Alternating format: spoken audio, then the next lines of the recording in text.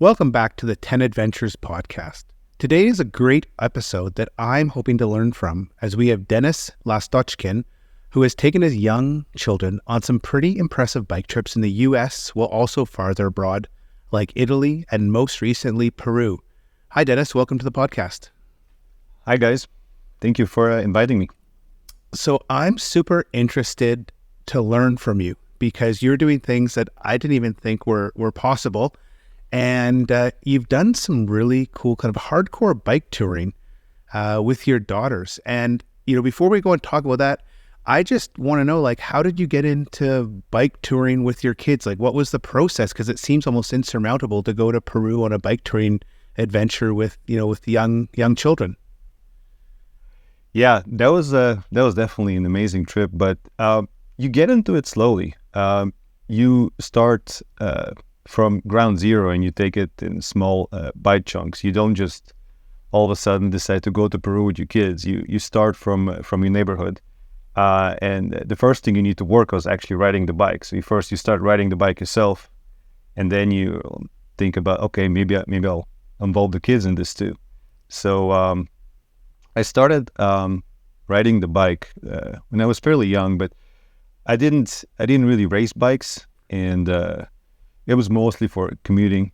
But when I got to Austin, I think I was 17. I went to school here. I went to University of Texas. And Austin has a great cycling community. And I got into UT Cycling Club.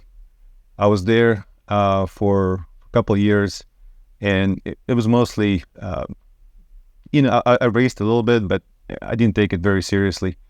And when I first started my company, I was working on the computer a lot, and I decided that I needed to change my lifestyle a little bit. I needed to exercise. So I went back to cycling, and I started going on group rides, and eventually founded our own racing team called Night Owls Racing.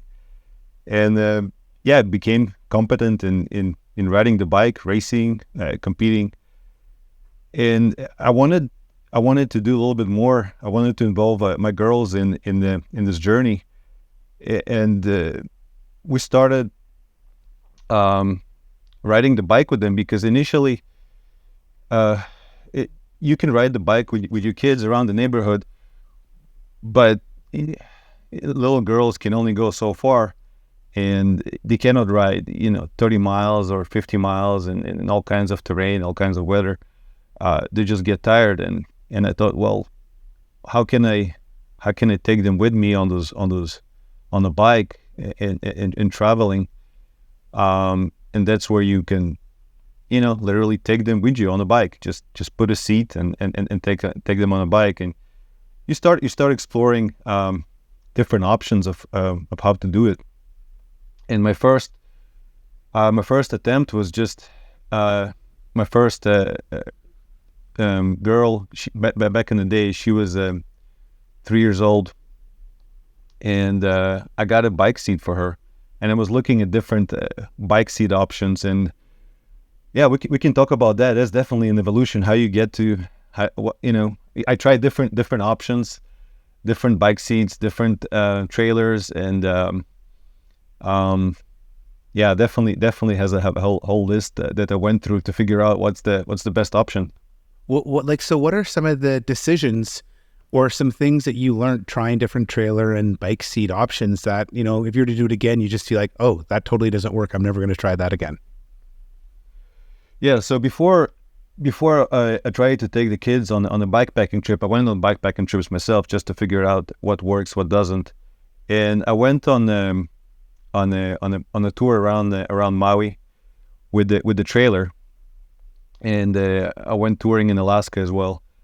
And back then, I just had a hardtail mountain bike with a hard fork without suspension, and I had a burly trailer, and it was okay. You can load a lot of weight on it, but the problem with the two-wheel trailers for me was when I went off on the single track trails, sometimes it wasn't very stable and it would flip. And I thought to myself, oh no, like if I take the kids on with the trailer and it flips, it's gonna be a problem. So that eliminated the option of the most popular probably thing that you see is the two-wheel trailer bike that people take the kids with, because it's right in the back. It can flip. It's not very stable, and if somebody hits you from behind, they're gonna hit the kid first. It's really wide, so that was definitely a no for me. So I thought, well, what's the next best option? And I remember back in the day, in the 70s or 60s, they used to have those seats on the top tube, and I think it's coming back now. And I was like, wow, well, let me try that, see how that works. And the problem with the seat on the top tube is that it's right where you're pedaling, right? It's right where your knees are. So a lot of people that are buying those top tube seats, they have to pedal with their knees out, and you cannot go far before you're going to blow your knees like that. So I got that top tube seat. I put it on my single speed, and I realized that that's not gonna. It's great for the kid because the kid is right there with you. You're very close to each other. You can communicate really well. They have the best view, the best seat in the house. They're right there. They're protected because you can put your arms around them. But it was a problem with the knees. It's just not enough knee clearance. So I thought this is great. The kids love it, but I have to figure out the knee clearance. So I figured I'll just get a longer top tube bike with a really short stem, and that solved my issue. I basically got a flat bar bike that has a really long reach, because for flat bars, your reach, how to explain it? On the flat bar, you reach to the bars is reduced because you're not reaching to the round top tube shifters where your reach is a little bit extended. So if you can get a flat bar frame and put a drop bar on it, all of a sudden you have a lot more reach, and you can put a really short stem in and have the seat on the top tube. That was basically the solution for it. And then you have two daughters, if I'm correct. Is that right? Yeah. Right now, the youngest one is 5. She's about to turn 6, and the oldest one is 11. But when I started riding just with the oldest one. And I think our first trip with the two daughters, when they were both on the trip, was in Oregon, and the youngest one, I think it was 3, and the oldest one was 8. And so was your oldest riding a bike at that point? Yeah. So initially when I first started, I only had one daughter, so so I didn't have to figure out what to do with the second daughter. So I only had the top tube and the top tube seat. I figured out I build a bike for it, and then I had another daughter, so I was like, okay, now we need to figure out a different solution. So for a while there, you probably can't take them on a bikepacking trip until they're 2 or 3 years old, just because they need sleep and you don't want to abuse your kids too much. But I think around 3, they'll be more than happy to go on a trip with you. So it's definitely a challenge, but yeah, Leia. When Leia was 3, we went to Italy for a month. She had an amazing time. But so the solution was, I looked at a couple options. I looked at getting a tandem bike. The problem with tandem bikes is it's really hard to travel with them. They're really long. It's hard to get them into the train. You have to disassemble them. They're quite heavy. So you have to disassemble them into bags and somehow travel with all that. It's quite complicated. So my solution was to get a trailer bike, like a Burley trailer bike, which is just basically one wheel with the half a frame that's connected to your to the rear rack mount, and yeah, that's what I got. I had to change the rear wheel because it's not the components on those are not very good, so I had to change the rear wheel, put a different wheel, different cassette, different shifter, different seat post, but yeah, just make it a little bit more robust.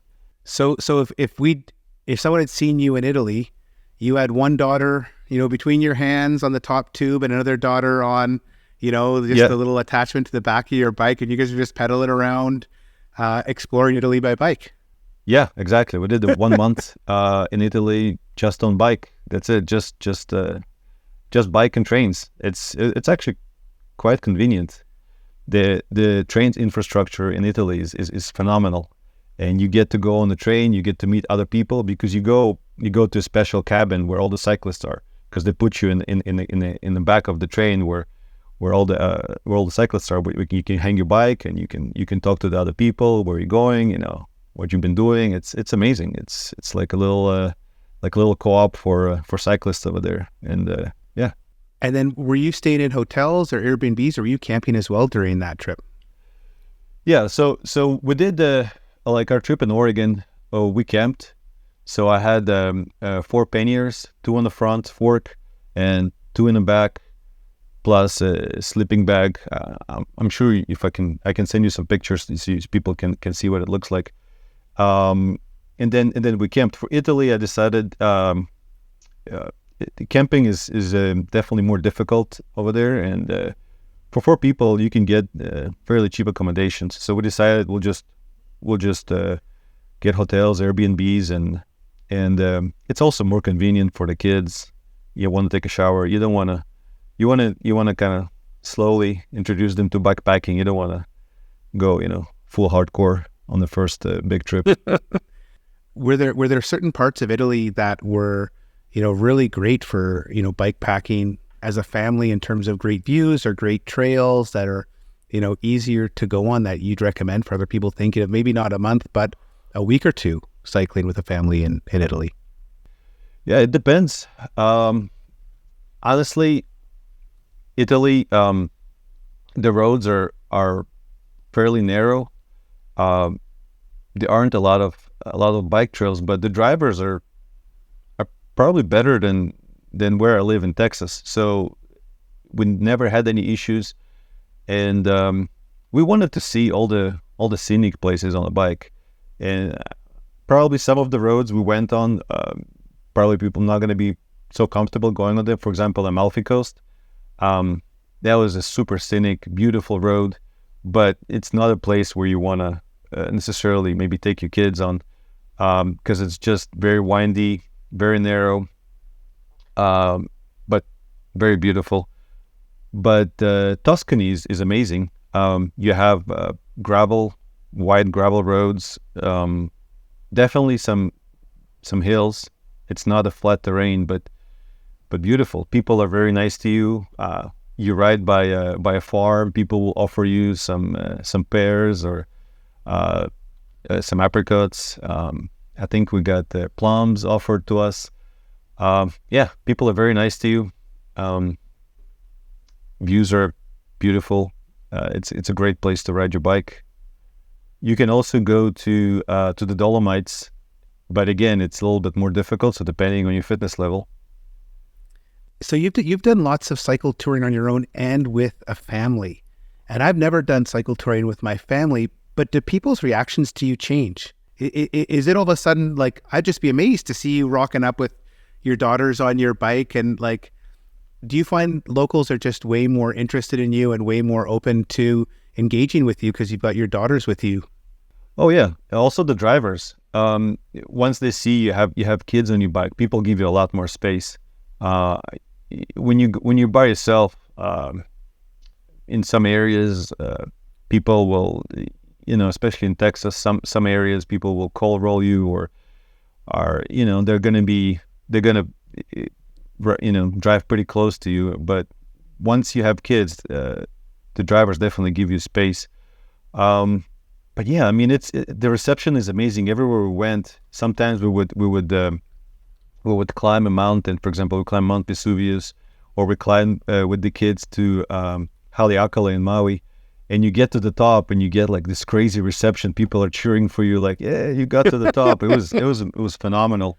I never got the standing ovation before when I finished the climb. So yeah, with the kids, people are just kind of shocked, and yeah, they just sometimes we get like clapping and.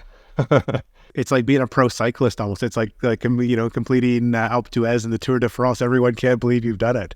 Yeah. Another thing people don't realize is like, people ask me like, how do you do it? I mean, it helps having a cycling background. It helps, to train for those things. But gears, people forget about gears. When you ride with the kids, it's a lot of weight with the packs and everything. So, for example, in Peru, my youngest kid is around the 5-year-old with all the clothes, because it gets cold over there. So when she's fully clothed, she's probably around 55 pounds. The bike with the seat is around 30 something pounds. Attachment is another 15. The oldest is around 85 pounds. With all the bags, it's north of 200 pounds that you have to carry.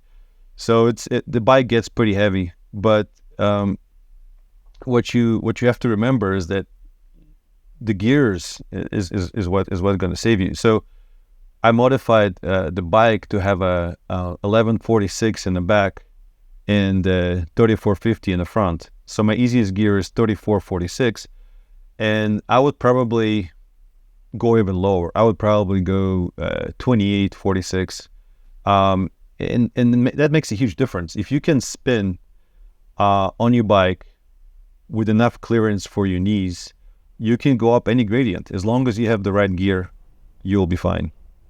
It's funny you mentioned that. I was out, we were out snowshoeing last weekend, and we were on a shared use trail with fat biking.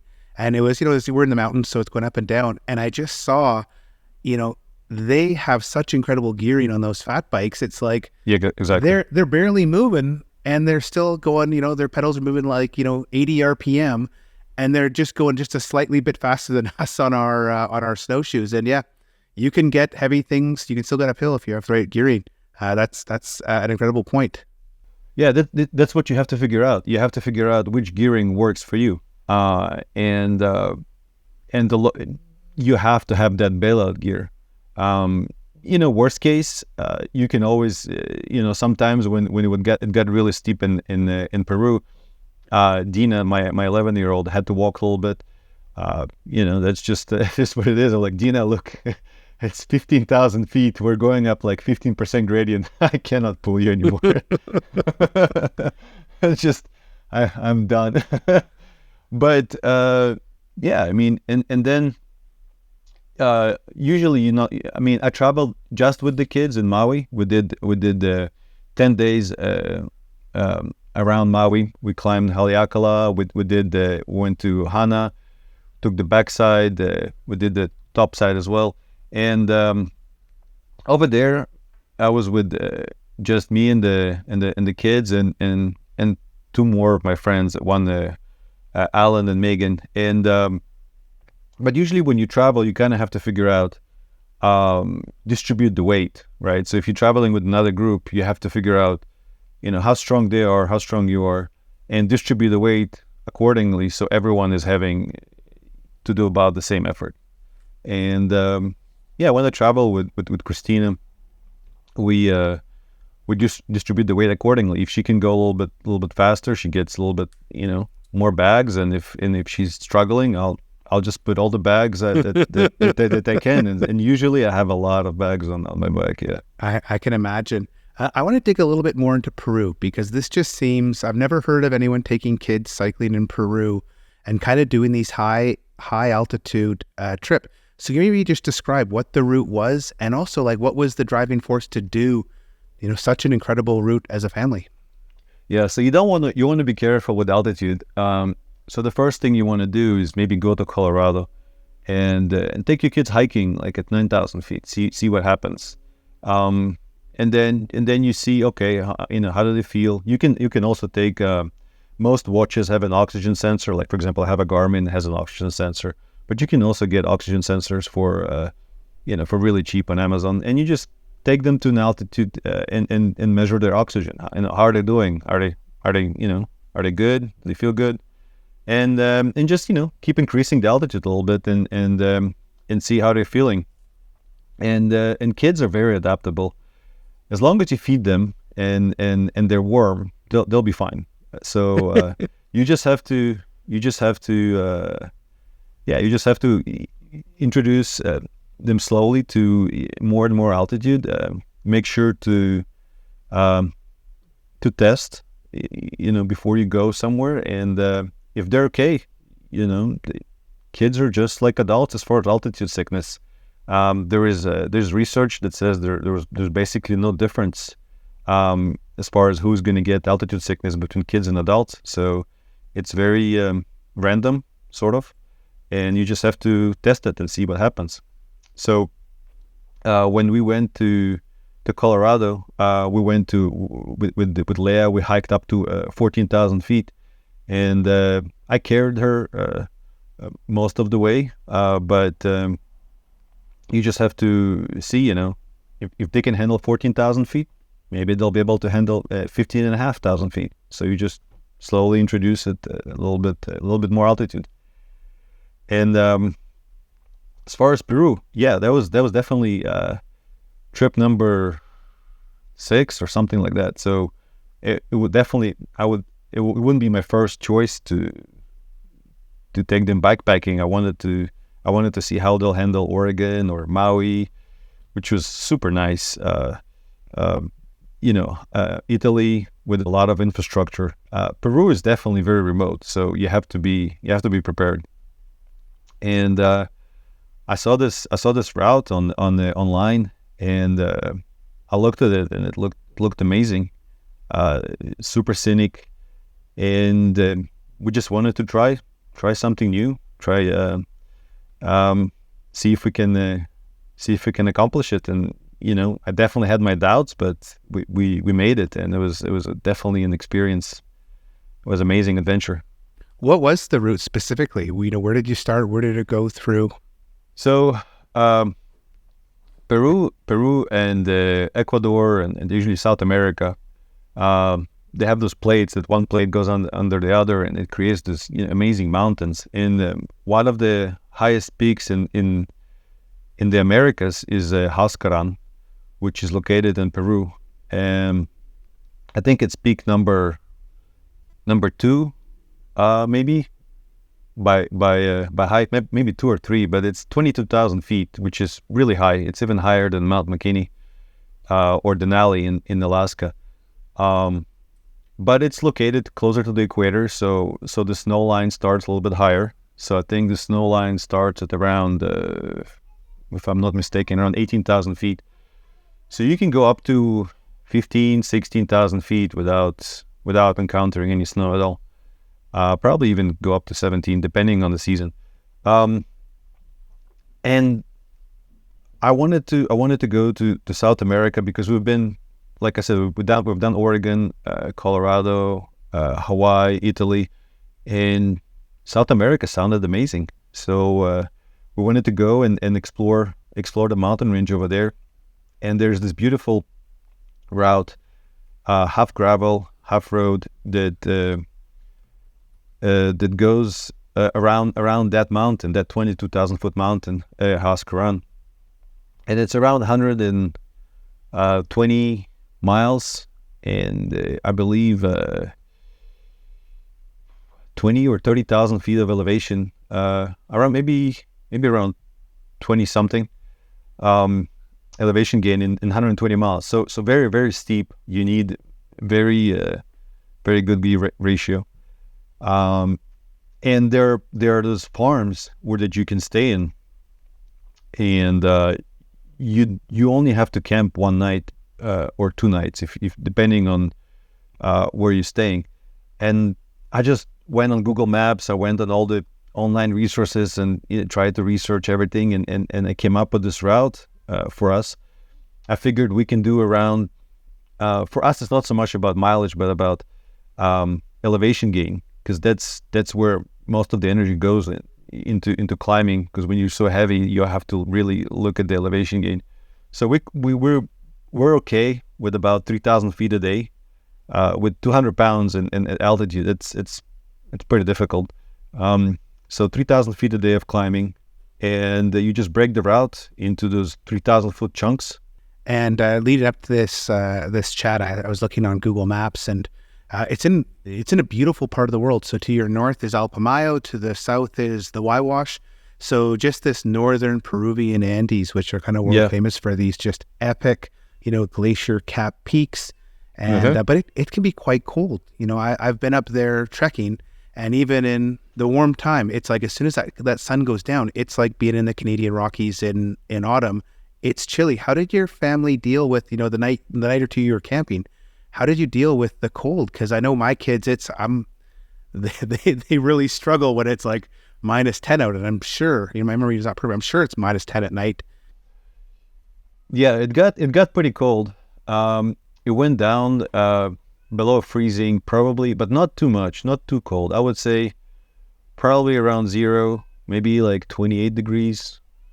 Just hovering around zero. We went in the summer here, so winter over there, but it's so close to the equator that it's not too cold. During the day, it's definitely warm enough that you can just cycle in just bibs and jersey. But at night, it will get cold. It will get the higher you go, the colder it will get.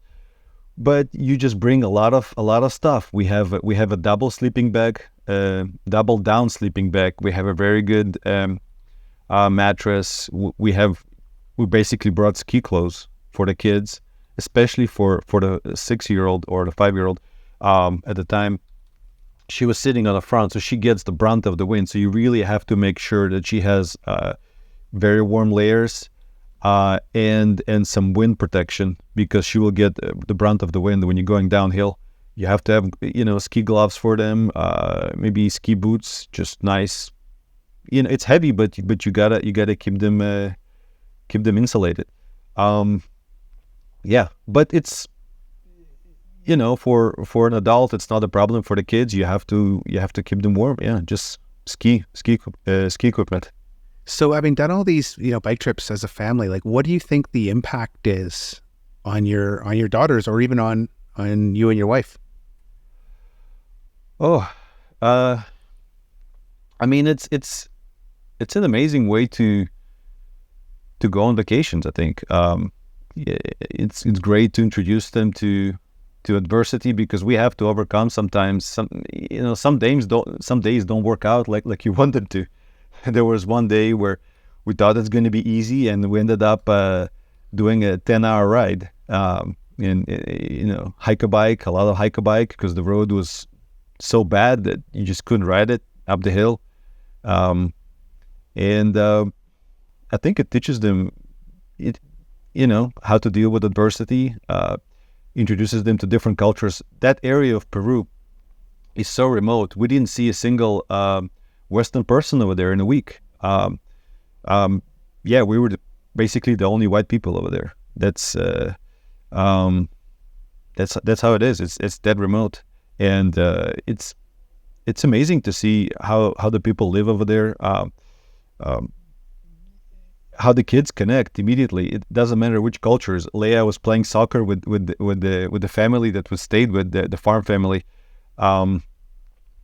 And they didn't speak the same language, but it didn't matter. It was beautiful to see that kids really don't care. It was amazing how easy they can how easily they can communicate without problems, without language. It was beautiful to see. It's a really wonderful area. Peru is obviously a lot poorer than the West, but the people are really nice. Everyone was really nice to us. The places we stayed in on those farms, because there aren't enough people there to have hotels in some of the areas. So a lot of the local family farms, they also host backpackers or cyclists, and they have usually a little room for you or a little hut that they built on their farm, and during the day they'll have strawberry fields. They'll grow all kinds of things on their farm, berries, and in the evening, they'll accept guests. They'll cook meals for you. It was great. One of the best meals we ever had. And on the way up towards the pass, we stayed in two of those farms, and yeah, it was great. One of the best experiences ever. It's one thing that people always say, travel is a great education, and for kids especially, to learn about how different people live, to learn how different people solve problems, to learn how similar we all are. It's just such a great education for kids to go and do these types of trips, as opposed to, Disneyland is fun, and, we've probably all been there a couple times, but, what your kids learned at a young age is something most people, some people never learn their entire life. And so it's just so inspiring to hear you doing this with your kids. Yeah. We'll see. We also go sometimes to, we never went to Disneyland yet, but we'll go to amusement parks. That's always fun. But I think if you go on a 2-week or 3-week trip with them, it's great to be out in the nature. You slow down. You don't, if you drive somewhere, you miss a lot of. I feel like you have to slow down a little bit, either hiking or biking, to just kind of experience the culture or the area or the country. And it's definitely more difficult, but you just deal with adversity as it comes. And today, with all the information on your phone, it's very easy to communicate, because we don't speak any Spanish, but you have Google Translate. You have all those tools that make it really, really easy to know exactly where the next stop can be. Finding hotels, everything is on Google Maps. Finding routes, you have Strava to find routes. You have other resources online like BIKEPACKING.com and some other resources. And, your podcast, there's definitely a lot of resources online where you can find information that will definitely make it a lot easier. So I'm interested, what's next? What's on your bucket list next for your family bikepacking trip? Yeah, so we've done Oregon, we've done Maui, we've done Italy, I've done Peru. I think we're gonna try to do Ecuador. We want to explore Ecuador. We loved South America so much that we want to go back and maybe explore Ecuador. Oh, wow, that sounds incredible. Dennis, I want to thank you for coming on the show today. It's been really inspirational to hear the trips you've been doing with your family. Thank you.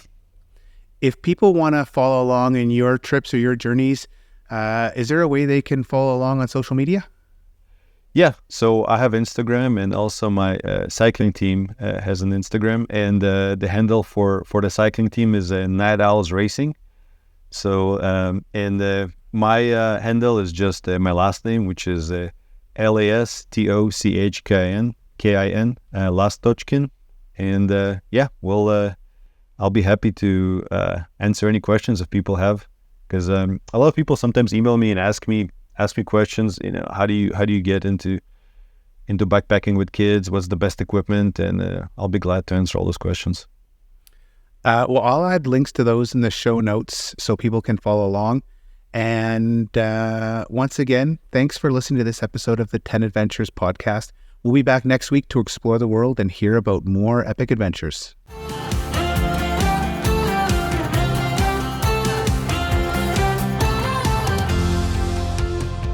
Start planning your own adventure by visiting us at 10adventures.com and listen to other episodes of the 10 Adventures podcast on Amazon Music, Apple Podcasts, Spotify, or anywhere else you find your podcasts.